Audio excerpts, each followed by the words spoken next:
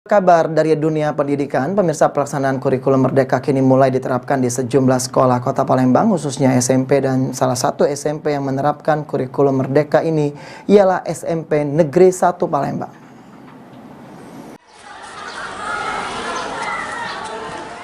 Kurikulum Merdeka yang menjadi kurikulum dalam tahun ajaran baru saat ini membuat sekolah harus mempersiapkan tenaga pendidik, khususnya guru, agar bisa memahami penerapan kurikulum Merdeka itu sendiri. Setelah itu, sekolah menerapkan kepada siswa kelas 7 atau yang baru masuk dalam tahun ajaran baru, di mana siswa setelah menjalani pelajaran wajib selama 6 jam, melanjutkan dengan pembelajaran proyek yang sudah disepakati oleh guru.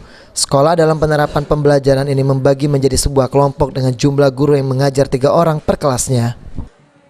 Kurikulum Merdeka, mereka setelah habis jam pelajaran intra ada 6 jam tiap hari, nanti setelah istirahat kedua itu penerapan tentang proyek. Nah, proyek ini melalui proses juga. Ada kita sudah dipilih untuk koordinator proyek, apa yang akan disepakati proyek untuk tahun ini di kelas 7. Nah, kita mengambil sesuai dengan kebutuhan kita dan sesuai dengan apa yang diperlukan untuk siswa gitu, juga untuk sekolah. Kita mengambil yang pertama adalah kearifan. Hingga sejauh ini belum ditemukan kendala berarti dalam proses pembelajaran di kurikulum Merdeka ini. Siswa maupun guru yang mengajar masih menanggapi positif di kurikulum Merdeka ini. Firman Hidayat, PAL TV.